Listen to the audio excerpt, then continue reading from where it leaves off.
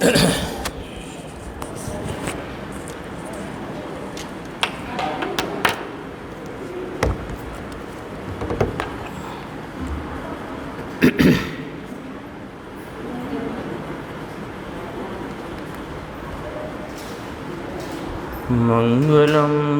भगवान वीरो मंगलम गौतमो गणी मंगलम कुंद कुंदायो जैन धर्मोस्तु मंगलम सर्वमंगलमांगल्यम सर्वकल्याणकारकम प्रधानं सर्वधर्माणां जैनं जयतु शासनं। नमः समय साराय स्वानुभूत्या चकासते चित्स्वभावाय भावाय सर्वभावान्तरेच्छिदे। समय सारथी परमागम के परिशिष्ट में इतनी 47 शक्तियों की चर्चा चल रही है। उसमें 11वें नंबर की शक्ति स्वक्षत्व शक्ति की चर्चा कल प्रारंभ की थी। अपने 11वें ही भाग में 557 पेज पे नीचे वाला पैराग्राफ है कि आत्मा में गुण जो स्वच्छ है, यह स्वक्षत्व शक्ति अनंत गुण में व्यापी हुई है। अनंत गुण में यह स्वक्षत्व शक्ति व्यापी हुई है, यानी कोई गुण अस्वच्छ हो जाए ऐसा स्वभाव नहीं है। मात्र इसकी पर्याय में विकृति होती है, ये तो अंश दृष्टि करता है, इसको होती है। पर्याय में ये चर्चा आई थी ना कि अमूर्तिक आत्म प्रदेशों में प्रकाशमान लोकालोक के आकारों से मेचक अर्थात अनेक आकार रूप ऐसा उपयोग यानी अनेक आकार रूप परिणम जाए, ऐसा उपयोग जिसका लक्षण है किसका? स्वक्षत्व शक्ति का। तो उसकी बात करते हैं कि स्वक्षत्व शक्ति अनंत गुणों में व्यापी हुई है। तो इसलिए कोई गुण अस्वच्छ हो जाए वस्तु का, ऐसा हो नहीं सकता। क्यों कि अस्वच्छत्वपना स्वच्छत्वपना प्रत्येक गुण में व्यापा हुआ है। तो फिर जो अभी विकृति वर्तमान दिखाई देती है, तो ये कहाँ है कि ये तो पर्याय में है। और पर्याय में क्यों है कि ये अंश की दृष्टि करता है। अंश दृष्टि माने पर्याय की दृष्टि है, इसलिए इसको यह विकृति होती है। और अनादि से अंश दृष्टि होने से यह परिभ्रमण कर रहा है। और क्या कहा? वस्तु में अंशपना नहीं, वस्तु में विकार होने की कोई शक्ति गुण नहीं। दो बातें कही, वस्तु में अंशपना नहीं, जो विकृति है, विकार है, दुख है, मलिनता है, वह कहाँ है कि उसके पर्याय अंश में है। और पर्याय अंश वस्तु में नहीं है। वस्तु में अंशपना नहीं, वस्तु अंशी रूप है ना। और वस्तु में विकार होने की कोई शक्ति या कि गुण नहीं है।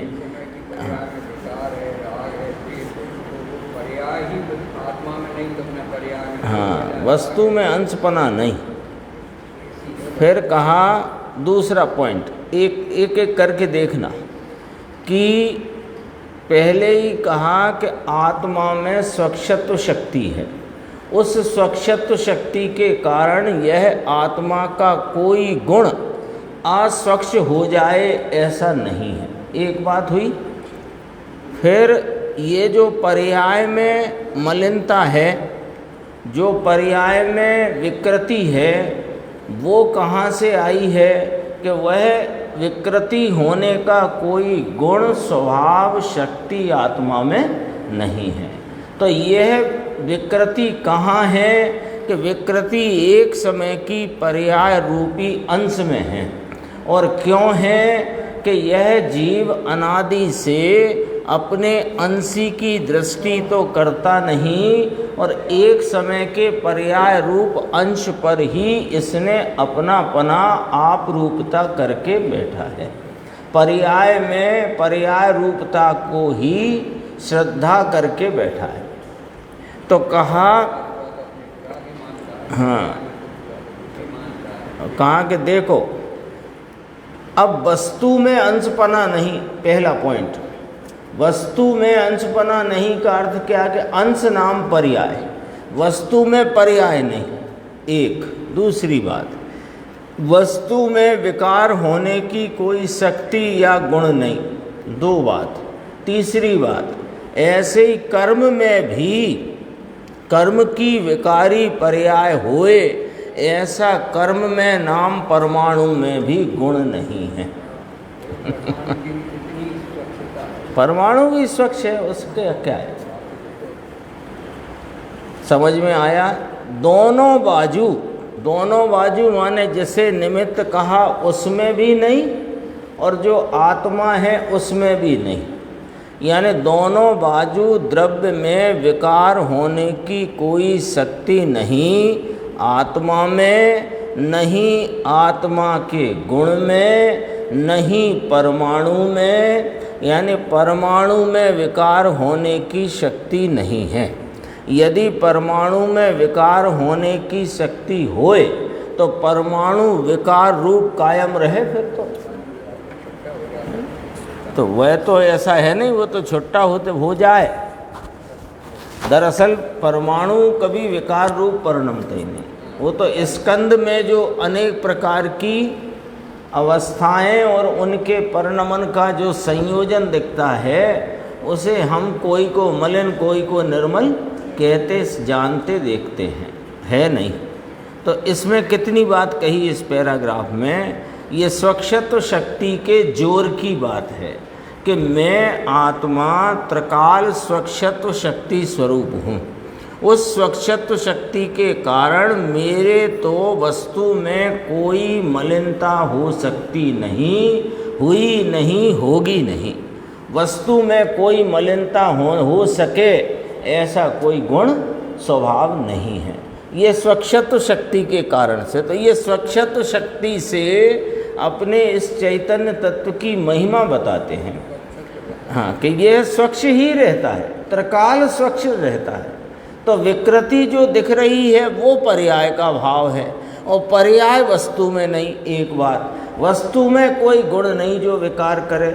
और जिसे निमित्त कहा कर्मादिक के उदय को, सो कर्म परमाणु में भी कोई गुण नहीं जो विकार करे या कराए, है ना। वो अभी अकारणत्व शक्ति आएगी, उसमें भी स्पष्ट आएगी ये बात। इसी 558 पेज पे नीचे देखना, देखो बीच में यहाँ स्वक्षत्व शक्ति तो कहा अमूर्तिक आत्म प्रदेश, ये ना सबसे पहली परिभाषा जो करी उसमें ये कहा अमूर्तिक आत्म प्रदेशों में प्रकाशमान वह उपयोग जो लोकालोक के आकारों से विध विध आकार रूप परिणम सके, ऐसी स्वक्षत्व शक्ति, यही है ना इसकी परिभाषा।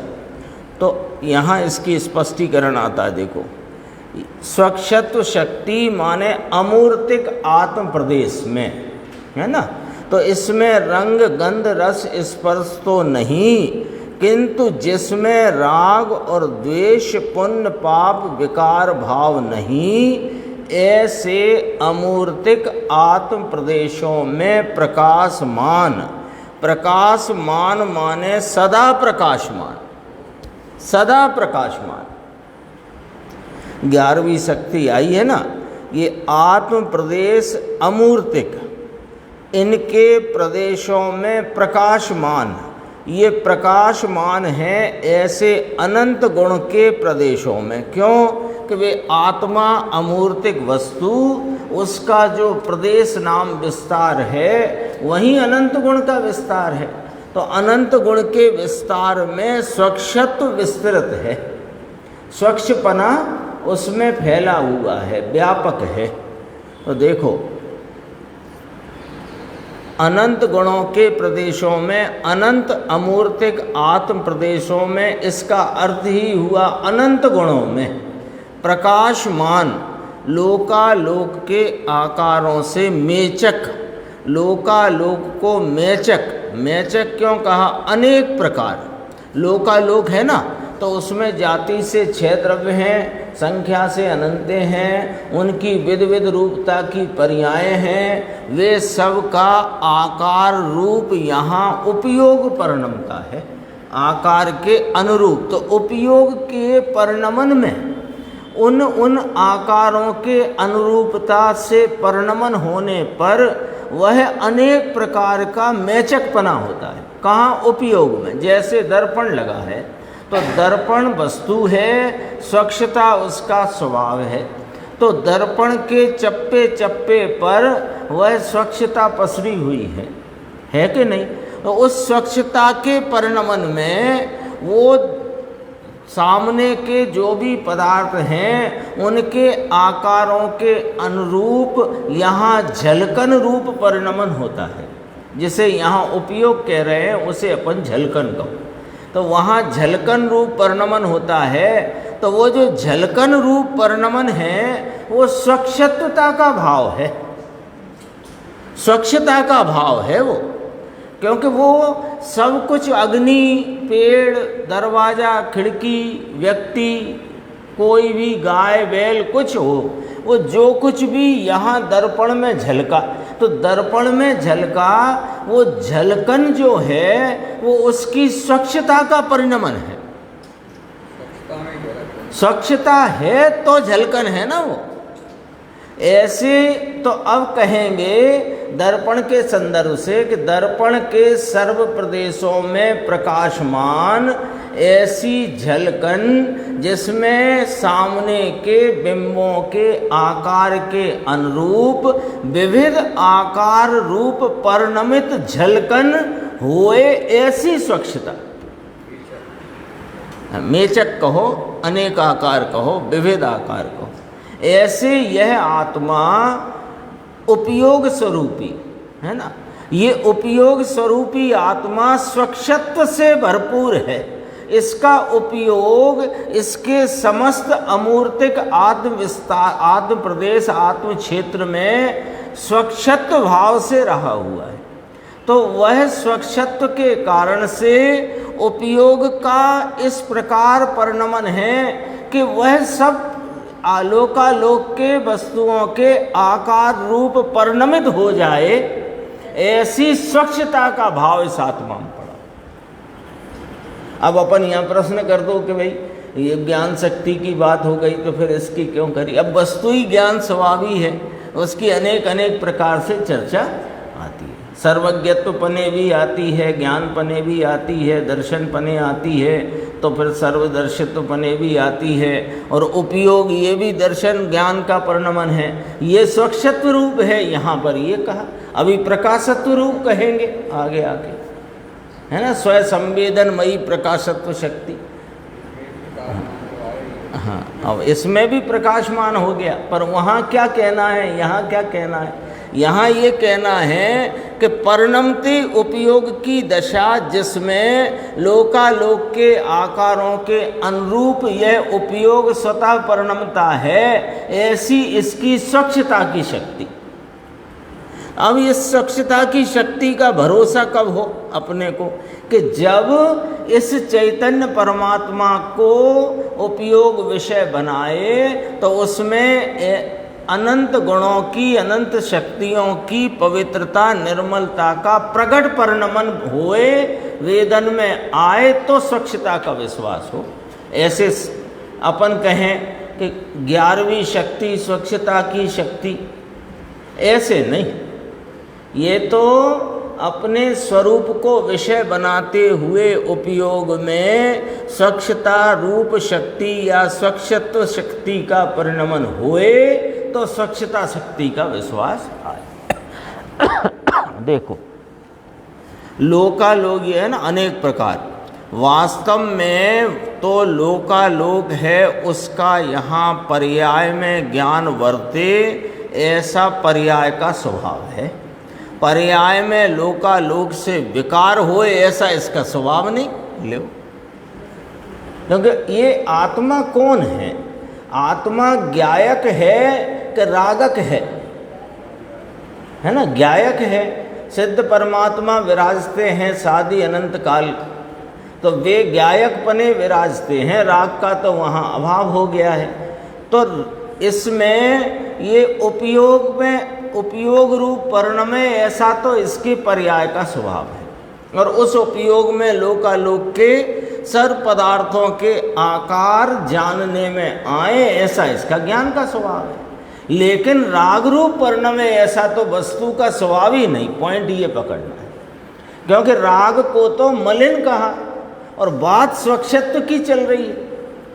तो स्वच्छता कभी मलिन हो जाती है क्या? प्रश्न ये है। संसार अवस्था में तो मलिन रखो, कि संसार अवस्था में मलिन रखो, तो फिर तुम तो अवस्था की बात कर रहे हो ना, हम वस्तु की बात कर रहे हैं। कोई प्रश्न करे कि संसार अवस्था में तो मलिनता है ना साहेब, आप स्वच्छत्व कैसे कहते हो? कि तुम अवस्था की बात करते हो और हम वस्तु की बात करते हैं। और अभी अपन ने देखा ना, अंश नाम पर्याय अंश वस्तु में ही नहीं है। वस्तु में तो त्रिकाल स्वच्छत्व का भाव सदैव इसके अनंत अमूर्तिक आत्म प्रदेश रूप विस्तार में पसरा हुआ पड़ा है, त्रिकाल सदा काल। लेकिन इसका विश्वास कब आए? कि जब अपने ऐसे स्वरूप का आलम्बन ले, उन शक्तियों का परिणमन होए और उन शक्तियों की आंशिक व्यक्तता वेदन में आए, तो विश्वास है। हाँ, अभी दिखेगा, अभी दिखेगा। ऐसी पर्याय में लोकालोक से विकार होए, ऐसा इसका स्वभाव नहीं। पर्याय में सबको जाने, ऐसा इसका स्वभाव है। ऐसे गुण और द्रव्य से विकार होए, ऐसा कोई स्वभाव नहीं है। ये इतनी बात अपन ने चार पैराग्राफ पढ़े। सर, हर पैराग्राफ में ये बात आ रही है कि विकार करे कि विकार होए, ऐसा इस आत्मा में नहीं कोई गुण, शक्ति अथवा कि वस्तु का स्वभाव है ही नहीं, है नहीं। होए तो फिर कायम रहना चाहिए, कायम रहना चाहिए। फिर तो सिद्धों के भी विकार होना चाहिए। तो स्वच्छत्व शक्ति की सिद्धि करते हैं यहाँ वचन के द्वारा, वाचक के द्वारा। अब स्वच्छत्व शक्ति की सिद्धि क्यों करते हो? कि अरे ऐसी ऐसी अनंत शक्तियों के स्वामी तुम हो, तो तुमको अपनी महिमा अब तक आई नहीं अनादि से, तो तुम अपने स्वरूप की महिमा में आओ, उसकी रुचि में आओ, तो तुमको उसका लाभ मिलेगा। लाभ मिलेगा माने पर्याय में उसकी प्राप्ति होगी। आगे थोड़ा सा और है, 559 पेज पे देखो, थोड़ा ही है। अभी अपन ने पढ़ा ना कि राग करे ऐसी तो कोई शक्ति गुण आत्मा में नहीं। अब प्रश्न किया, नीचे देखना 559 पेज है, कि राग छोड़े ऐसी शक्ति तो है ना अवश्य आत्मा में। राग करे नहीं ऐसी शक्ति, राग करे ऐसी शक्ति तो नहीं है आत्मा में, पर राग छोड़े ऐसी शक्ति तो अवश्य है ना आत्मा में। तो कहते हैं ये भी नहीं। जब राग करने की शक्ति नहीं, तो छोड़ने की शक्ति की बात कहाँ से आई? ना? जो किया ही नहीं उसे छोड़ो। ये तो लिया देखो गुरुदेव, छोड़ना तो यह नाम मात्र कथन है। गाथा 34 समय सारजी परमागम, है ना। आत्मा परभाव का त्याग करता है, यह नाम मात्र है। परभाव का अर्थ यहाँ क्या है? शरीर वाणी मन ये नहीं, ये तो पर का तो त्याग ग्रहण आत्मा में है ही नहीं। आहार पानी रस शरीर स्त्री कुटुंब परिवार पैसा लक्ष्मी इसका ग्रहण इसका त्याग तो आत्मा में है नहीं। पर पर्याय में जो एक समय को उत्पन्न होता विकार है उसका भी ये आत्मा त्याग कर सके या करे, ऐसा नाम मात्र कथन है। तो ऐसा कथन नाम मात्र क्यों है कि जब यह आत्मा अपने वीतराग स्वरूप को निहारता है, उसका लक्ष्य करता है, उसका आश्रय लेता है, तो वहाँ राग उत्पन्न नहीं होता। तो राग का नाश किया ऐसा नाम मात्र कथन कहने में आता है। नहीं हुआ, वो तो जा ही रही है। दूसरी में हुआ वो नया राग हुआ है, उसका पूर्व पर्याय से कोई लेना देना नहीं। ये आगे आए प्रवचन सार में, उत्पाद को व्यय की अपेक्षा नहीं, ध्रुव की अपेक्षा नहीं, और व्यय को उत्पाद की अपेक्षा नहीं, ध्रुव की नहीं। उत्पाद को ऐसे कोई सब निरपेक्ष परिणाम है। ये चर्चा अपनी 562 पे थोड़ी सी और है। देखो यहाँ पर गुरुदेव ने ये जो पूरा वाक्य आया है ना, जो आचार्य अमृतचंद्र भगवान ने कहा, क्या अमूर्तिक आत्म प्रदेशों में प्रकाशमान मेचक पने यानी लोकालोक के आकार से मेचक पना जिस है, जो उपयोग जिसका लक्षण ऐसी स्वक्षत्व शक्ति, यही आई ना परिभाषा, उसका खुलासा यहाँ करते। देखो, एक तो अमूर्तिक कहा और फिर आत्म प्रदेश कहा यानी क्षेत्र कहा, अमूर्तिक कह कर के द्रव्य कहा और प्रदेश कह कर के क्षेत्र कहा और प्रकाशमान कह कर के यानी उपयोग को गुण कहा, है ना। प्रकाशमान लोकालोक के आकार से मेचक ऐसा उपयोग जिसका लक्षण है किसका, स्वक्षत्व शक्ति का।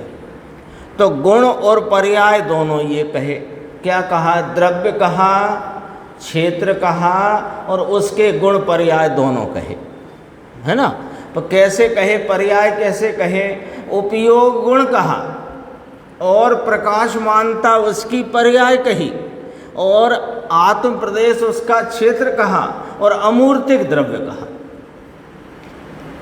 गुण पर्याय दोनों ये कहे, क्या कहा, देखो, एक तो वस्तु अमूर्तिक, इसके आत्म प्रदेश ये क्षेत्र कहा, परमाणु के प्रदेश ये नहीं, अपना प्रदेश। हाँ, वो नहीं लेना कि वहाँ कर्म कारमान वर्गणा के प्रदेश भी हैं, शरीर है, ये नहीं, वे उनके प्रदेश में है। ये हाँ, वे मूर्तिक वस्तु, मूर्तिक उनका मूर्तिक प्रदेश, ये अमूर्तिक वस्तु इसका अमूर्तिक प्रदेश। ये अमूर्तिक प्रदेश में कर्म आदि शरीर आदि तो नहीं, अरे राग देश पुण्य पाप भी इसमें नहीं, ये अमूर्तिक आत्म प्रदेश। क्यों कि एक अपेक्षा राग आदि को मूर्तिक पना कहा, है ना। क्यों कहा, दो वजह, एक तो अचेतनत्व होने के कारण और दूसरे पुद्गल के लक्ष्य से उपजता होने के कारण, दो हेतु से उसे मूर्तिक भी कहने में आया है। अमूर्तिक आत्म प्रदेशों में प्रकाश, देखो यह रह गया, परमाणु के प्रदेश ये नहीं, अपना प्रदेश, अपने अमूर्तिक आत्म प्रदेश ये लिया। ऐसी बात सर्वज्ञ सिवाय कहीं है क्या, पूछते हैं गुरुदेव। अमूर्तिक आत्म प्रदेशों में प्रकाशमान, आत्म प्रदेशों में प्रकाशमान, इसका मतलब लोकालोक के कारण से प्रकाशमान ऐसा नहीं। देखो क्या कह दिया, दर्पण के स्वच्छता के झलकन रूप परिणमन में वह परिणमन स्वच्छता के स्वभाव का परिणमन है कि सामने रही वस्तुओं के कारण से परिणमन है। वो तो उसकी अपनी स्वच्छता का स्वभाव ही ऐसा है कि वह सामने रही वस्तुओं के आकार के अनुरूप स्वच्छता में परिणमित हो, इसका नाम वह सबको झलकाता है। ऐसा ही आत्मा का है। देखो, लोकालोक के कारण से प्रकाशमान ऐसा नहीं, आचार्य गजब बात करते हैं। एक एक शक्ति, इसको ऐसा सिद्धांत कहा जाए, सिद्धांत रूप है ये एक एक शक्ति, जिसमें अनंत अनंत रहस्य भरा हुआ है। प्रियंकर जी को याद किया, ये अपनी 11वीं शक्ति की चर्चा हुई हैं। महीने बाद तो प्रवचन किया, पूरी रात नींद नहीं आई, तो अभी ऐसा हाँ, नींद नहीं आई, रात को नींद नहीं आई। हाँ, 1 महीने बाद इतनी खराब रही होगी तब तो प्रवचन बंद रहे। हाँ, ऐसे तो होते नहीं थे, इतनी भी उनकी थोड़ी बहुत तकलीफ हो, बुखार भी हो, तो पता है। कहा था ना, यो नीचे लिखा है देखो, चंदू वाइनो विचार हतो આવ્યા પછી શું કહે, ये कहे बाँचो लेकिन शक्ति ऐसी आज नहीं, आज पूरी रात नींद नहीं। तो मुमुक्षु ने कहा आज आपको नींद आ जाएगी, इससे क्या शरीर का स्वभाव है, नींद आए कि ना आए। तो यहाँ तो लोकालोक के अनेक प्रकार। अपना 12वां भाग है, उसमें 157 नंबर का पेज अपन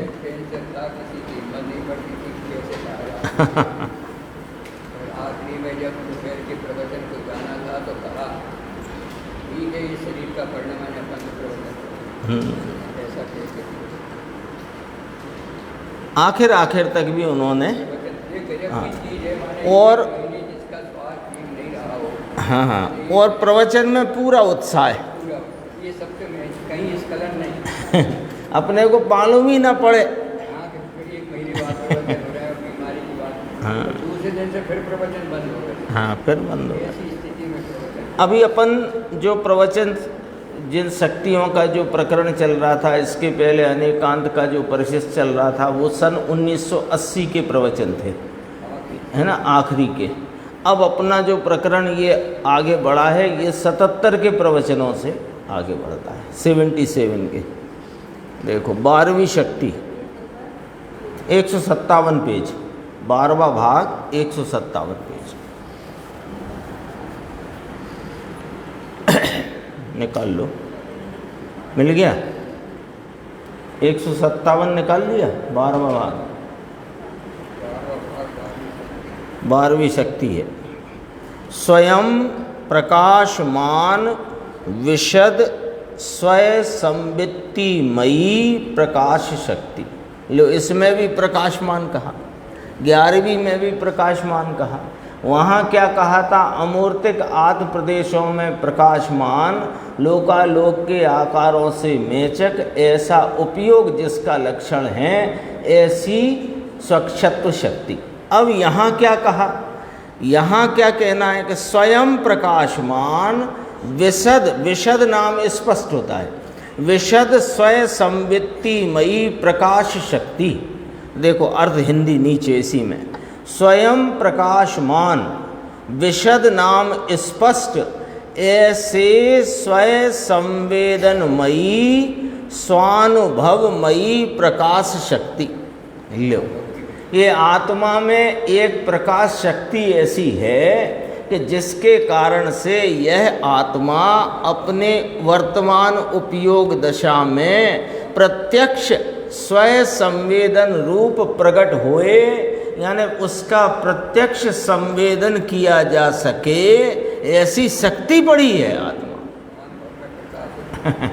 स्वानुभव में जो आत्मा आ सके, ये उपयोग है ना, अभी अनादि से अपना उपयोग बाहर भटकता है, तो अपने को कभी ऐसा लगता ही नहीं कि आत्मा को कैसे जानेगा ये उपयोग, आत्मा को कैसे जानेगा ये उपयोग, क्योंकि अपना उपयोग कभी अनादि से एक समय को भी बहिर्वृत्ति को छोड़ा ही नहीं।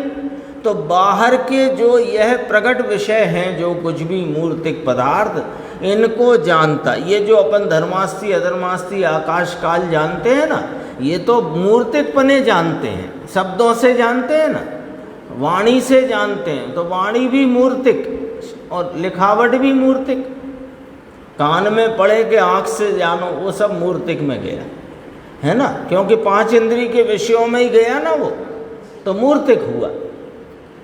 तो आत्मा कैसे जानने में आए? क्योंकि अलिंग ग्रहण के जो बोल आए कि आत्मा इंद्रियों से जानता नहीं और इंद्रियों द्वारा जाना जाता नहीं, और इंद्रिय प्रत्यक्ष जो चिन्ह हैं उनसे भी वह जानने में आता नहीं। जैसे धुएं से अग्नि का अनुमान होता है, ऐसे भी आत्मा का कोई प्रकार जानना नहीं होता। फिर अनुमाता नहीं, अनुमेय मात्र नहीं, 5 बोल कह के कहा स्वभाव से प्रत्यक्ष ज्ञाता है। तो स्वभाव से प्रत्यक्ष ज्ञाता है तो यह अपने स्वभाव से इसका स्वभाव जानने में आए। स्वभाव से प्रत्यक्ष ज्ञाता का अर्थ समझ में आया है ना? ऐसे नहीं कि ये कालेपन से काला जाना जाता है, ऐसे नहीं, ये तो इसका भाव है। स्वभाव से यानी अपने स्वभाव के स्वभाव रूप परिणमन में स्वभाव जाना जाता है, ये ज्ञाता जानने में आता है। 6वां बोल है ना अलिंगरण। तो ये स्वयं संवेदनमयी है वस्तु। तो वस्तु स्वयं संवेदनमयी है।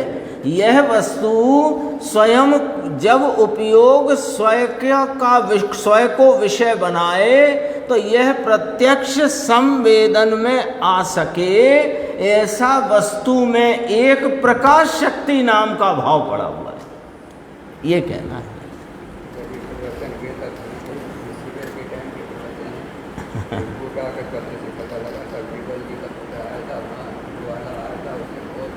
हाँ, लाल बहादुर की बात भी आई, जगमोहन लाल जी, ये सब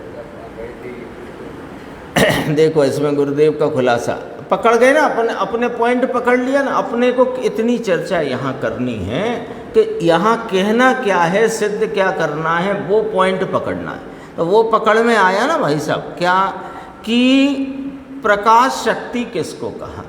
कि यह आत्मा अपने स्वभाव से इसमें ऐसी एक शक्ति है त्रिकाल कि जिसके कारण यह अपनी उपयोग दशा में स्वयं संवेदन रूप प्रत्यक्ष वेदन में जानने में आए, ऐसा इसमें भाव पड़ा हुआ है। अन्यथा फिर कैसे जानेंगे, है ना? इसलिए कहा, देखो नीचे स्वयं प्रकाशमान विशद नाम स्पष्ट, ऐसे स्वयं संवेदनमयी स्वानुभवमयी प्रकाश शक्ति गजब काम किया है। भगवान आत्मा को प्रभु एक बार सुनो तो सही, है ना? देखो कैसे कहते हैं, एक बार सांवड़ तो खरो, एक बार सुनो तो सही ये बात भैया, कि तेरी स्वतंत्रता की यहाँ पुकार है। ये स्वभाव से प्रत्यक्ष ज्ञाता है। जो अलिंग ग्रहण के 6वें बोल में बात कही, वो यहाँ ये बात और उस बात का मिलान है। क्या कहना है कि स्वभाव से प्रत्यक्ष ज्ञाता है, यानी कि किसी निमित्त, किसी इंद्रिय, किसी गति, किसी लिंग, किसी कषाय, किसी लेस्या, कोई की तुमको दरकार नहीं है। ये तो स्वयं संवेदन में प्रत्यक्ष होए ऐसी वस्तु है, ये स्वतंत्रता की पुकार है। ये वाला परिणाम होएगा, फिर ये वाले निमित्त होंगे तो आत्मा जानने में आएगा, क्योंकि ये बातें तो झूठी बातें हैं। तो फिर निमित्तों की इतनी चर्चा शास्त्रों में आई, उसका क्या? ये तो जिसने अपने स्वभाव के द्वारा अपने इस चैतन्य परमात्मा को स्वयं संवेदन रूप प्रत्यक्ष अनुभव रूप जाना है, अनुभव से गोचर किया है, उसके क्या निमित्त क्या परिणाम थे, उनकी स्टोरी है वो। उससे नहीं हुआ है जानना, उससे नहीं हुआ है ये प्रत्यक्ष। यदि प्रकाश शक्ति न होए आत्मा में, तो ये कैसे यह प्रत्यक्ष अपने स्वरूप का अनुभव गोचरता इसकी हुए? वचन गोचर नहीं, वाणी गोचर नहीं है, एकमात्र अनुभव गोचर वस्तु है। तो अनुभव गोचर क्यों है? क्योंकि इसमें प्रकाशत्व शक्ति है। स्वसंवेदनमयी स्वानुभवमयी प्रकाश शक्ति, ये स्वतंत्रता की पुकार है। बोलो, इसमें स्वतंत्रता क्या आई कि कोई निमित्त की बाट नहीं देखना है आपको, किसी परिणाम की व्यवस्था को नहीं देखना है आपको, है ना। ऐसे परिणाम हो, अभी विशुद्धि तो होए, अभी तो यूं तो होए, कुछ नहीं, उनसे होना नहीं है। वे होएंगे और चले जाएंगे, उनसे नहीं होने वाला है।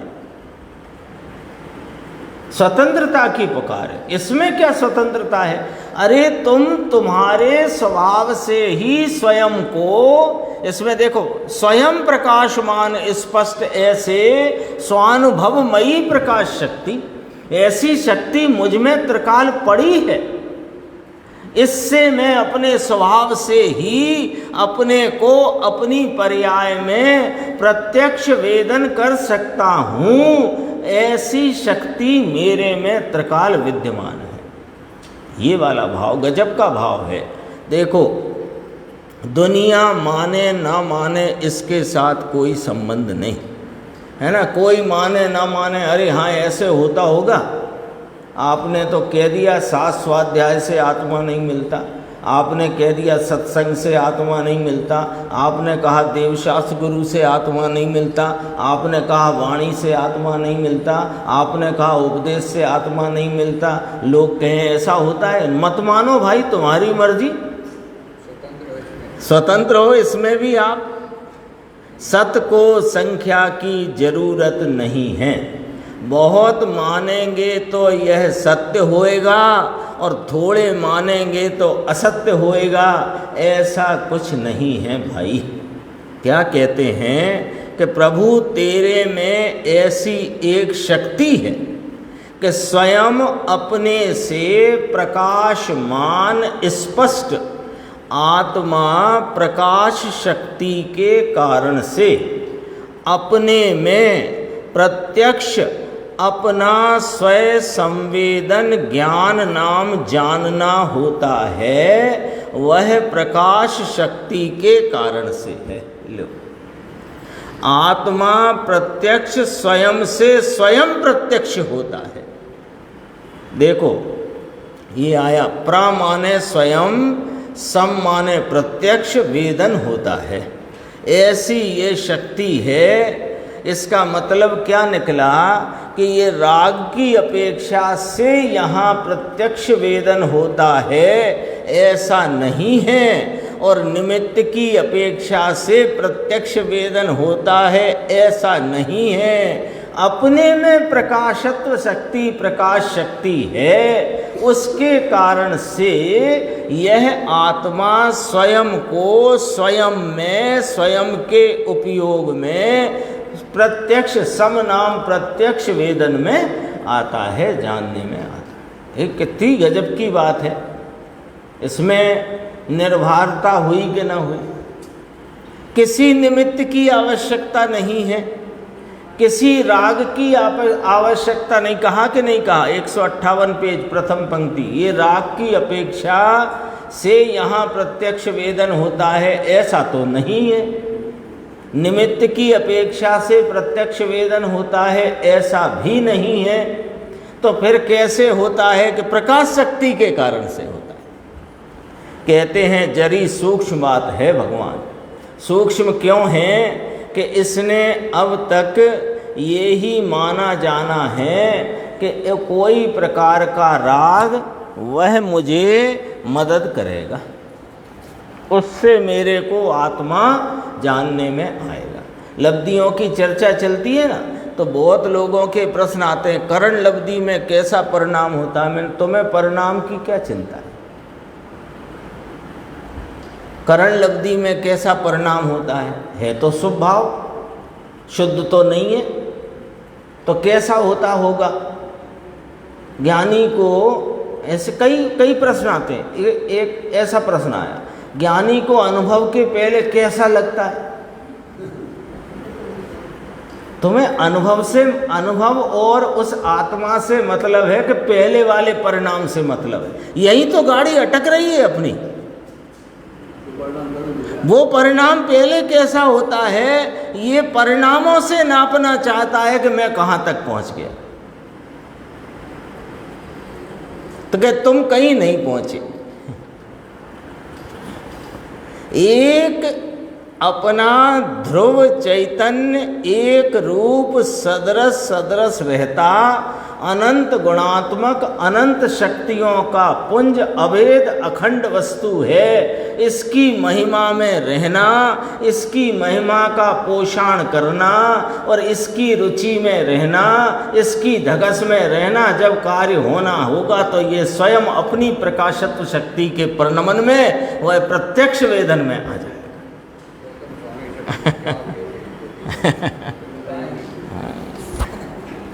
गौतम स्वामी से पूछो, सातवें नरक के नारकी से पूछो कैसे होता है।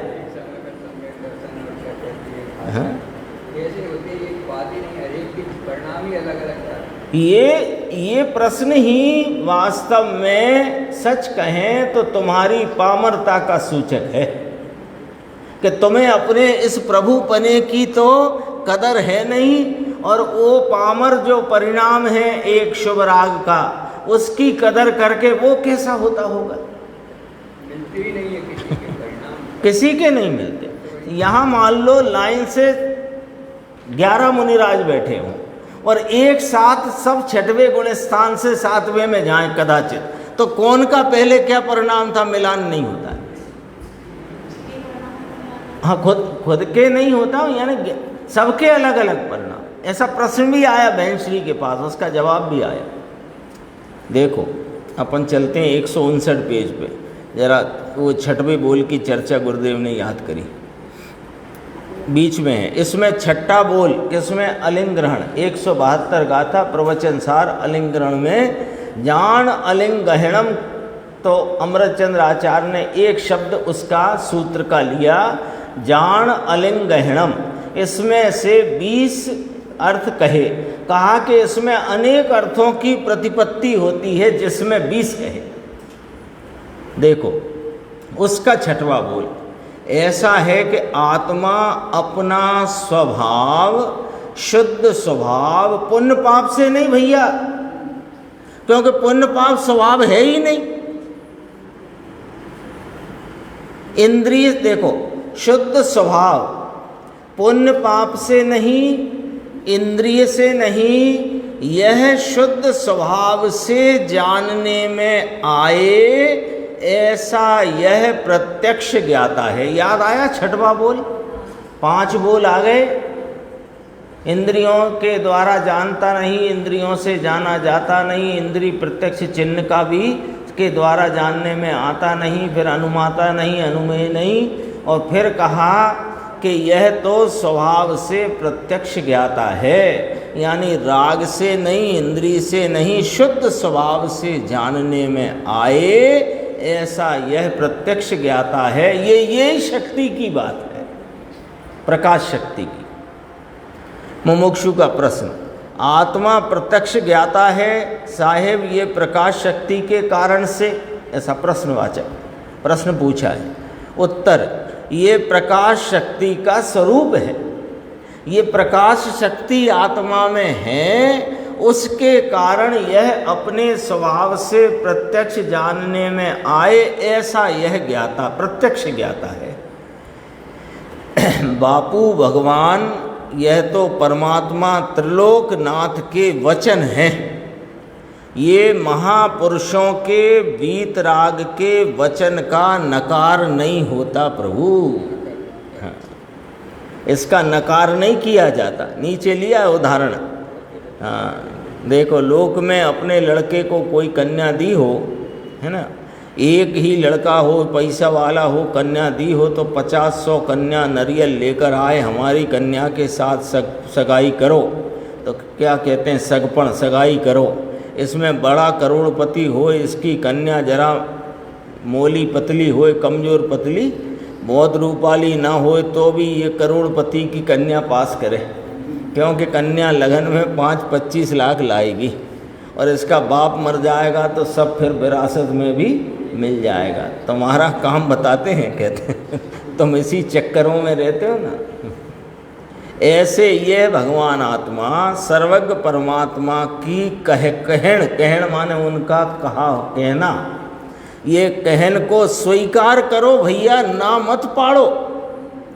प्रभु तेरी सगाई करना वीतराग का कहना है, क्योंकि समकित के साथ सगाई करी। ये आनंद घन जी का एक भजन उन्होंने याद किया। अपन आगे चलते हैं। देखो नीचे बहुत अच्छी एक बात आई, पेज नंबर 160 पे देखना। मुमुक्षु ने कहा कि साहेब ऐसा अर्थ तो आप कर सकते हो, यानी एक एक शक्ति बहुत संक्षिप्त में आचार्य अमृतचंद्र भगवान ने कही और उसमें क्या भाव भरा है वो ऐसा अर्थ तो आप ही निकाल सकते हो, ऐसा कहा वहाँ। तो गुरुदेव ने कहा एनो अर्थ सांभळ्यो छे ने, हमने इसका अर्थ सुना है, भगवान के पास सब सुना है, समझ में आया, सब सब सुना है हमने भगवान के पास।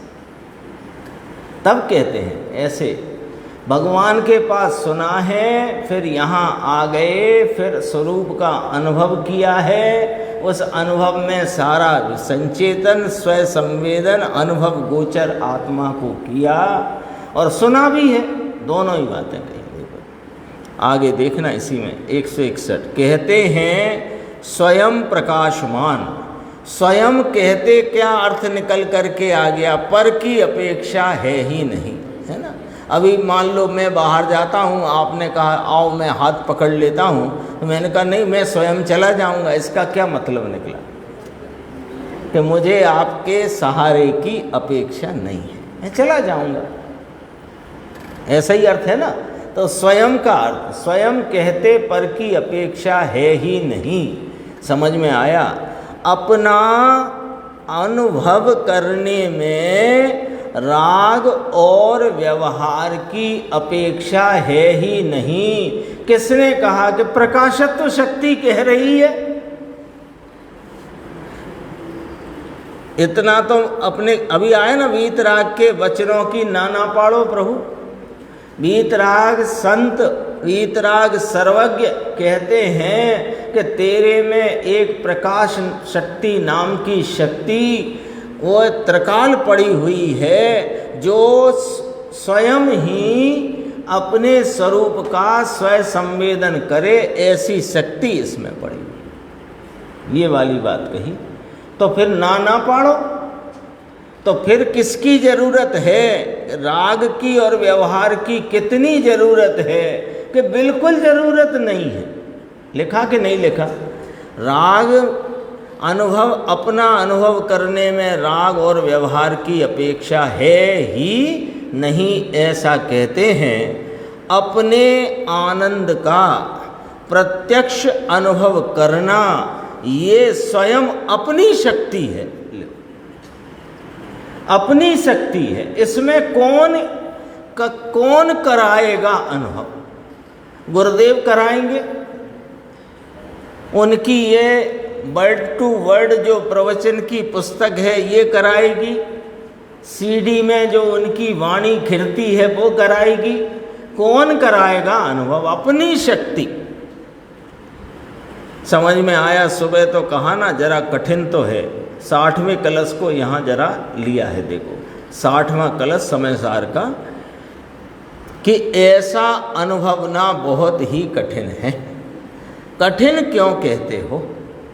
कि कठिन इसलिए कहते हैं कि अनादि से बहिर्वृत्ति और उस समय उपजता राग और उसमें एकता का, इसको निरंतर अनादि का अभ्यास है। और उस बहिर्वृत्ति को छोड़कर अपने स्वरूप की महिमा में आकर इस तरफ उपयोग का पलटना कठिन कहा। और पलटेगा तब तो अनुभव होएगा ना। तो देखो ऐसा अनुभवना बहुत ही कठिन है। सुबह आया था भाई, अनुभवना बहुत ही कठिन है। तो उत्तर इस प्रकार है कि सच में ही कठिन है। बात तो सच्ची भगवान, लेकिन तेरा स्वभाव है। अब क्या कहते हैं, ये अशक्य नहीं होता, कठिन होए लेकिन अशक्य नहीं। ये समझ लो तो काम कठिन क्यों कहा, अनादि से अभ्यास तो बहर वृत्ति और राग की एकता का चला आया है, तो उसको छोड़कर स्वरूप की महिमा में आना और उसका आलम्बन लेना कठिन तो है, लेकिन अशक्य नहीं है, अशक्य नहीं है। समझ में आया? कल अभी आएगा कि सच में ही कठिन है। अब देखना, बड़ी दो पंक्ति बहुत ही गजब की आई हैं। देखो, सच 60 नंबर कलश के ही अर्थ चलता है, सच में ही कठिन है परंतु वस्तु का शुद्ध स्वरूप विचारते भिन्न पने रूप स्वाद आता है। ये अनादि से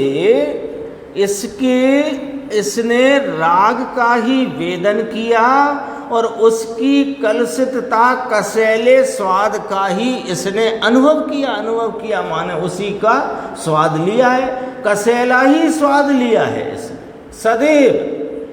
वो जिसे ये सुख मान बैठा वो भी कसैला स्वाद। कषाय की मंदता होए, कितनी मंदता कि शुक्ल लेस्या का परिणाम हुआ अपन सबको अनंत बार। वो शुक्ल लेस्या का परिणाम का स्वाद कसैला है।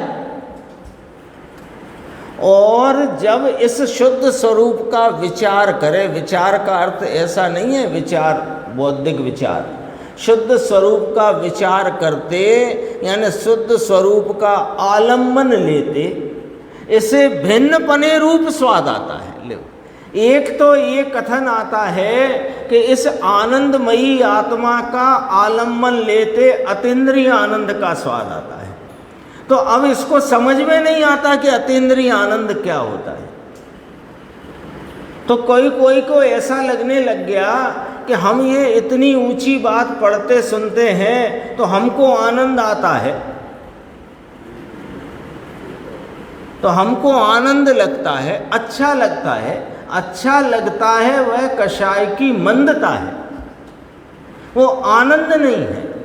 आनंद कैसा होता है वो यहाँ पर एक शब्द में आचार्य अमृतचंद्र भगवान ने कहा है। कलश नंबर 60 गुरुदेव खुलासा करते हैं कि भिन्न पने रूप स्वाद आता है। ये पकड़ना, पॉइंट पकड़ना यहाँ पर कि जब स्वाद आता है तो वहाँ पर राग का जो स्वाद अनादि का है, उस स्वाद से निराला कोई जो स्वाद आता है उसका नाम अतीन्द्रिय आनंद होता है।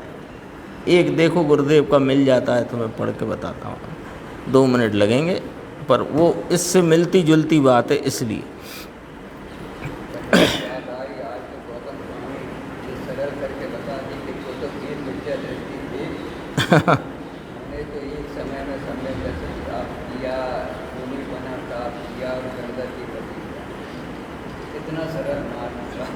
हाँ सरल है, तभी का कठिन कहा, लेकिन अशक्य नहीं है।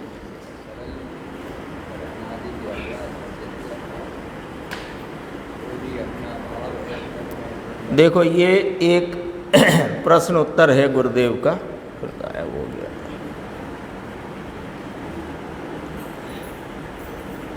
वो इससे मिलता जुलता है ना, इसी विषय से, इसलिए कहता हूँ।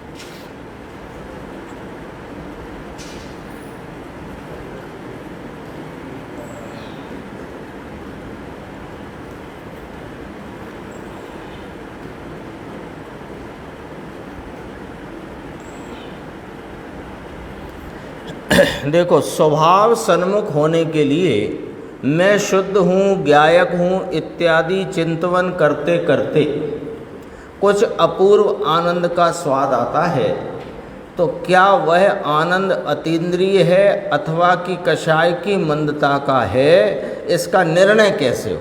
प्रश्नकार का प्रश्न है, समझना जरा। हाँ, स्वभाव सन्मुखता के लिए हम विचार करते हैं मैं शुद्ध हूँ, पवित्र हूँ, प्रकाश शक्ति स्वरूप हूँ, स्वच्छत्व शक्ति स्वरूप हूँ। अब ऐसा विचार करोगे तो तीव्र कषाय तो रहेगी नहीं।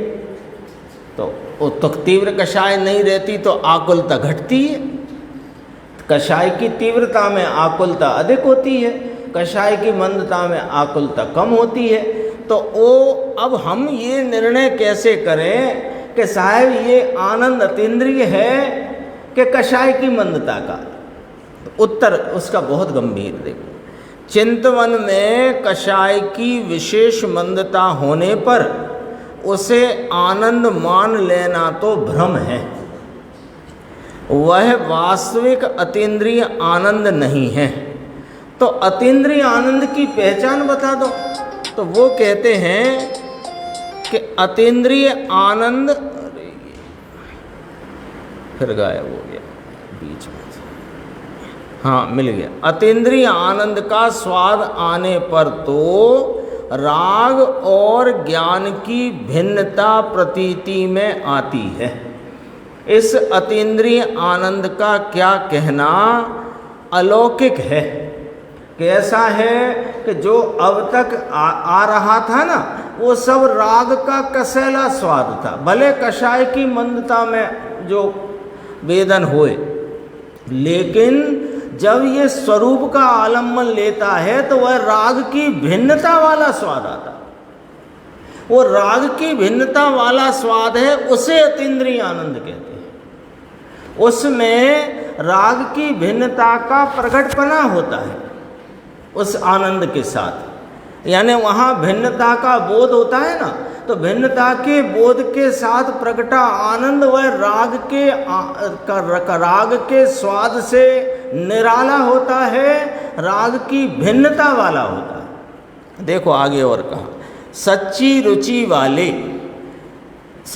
रुचि वाले जीव को कषाय की मंदता में अतीन्द्रिय आनंद का भ्रम नहीं होता, और जिसकी रुचि सच्ची नहीं है उसे भ्रम रह जाता है। ऐसी बात कही। ये अपनी इसकी चर्चा और है, हम आगे की स्वाध्याय में लें। निज में बताई यह अनंत उपकार है, उसके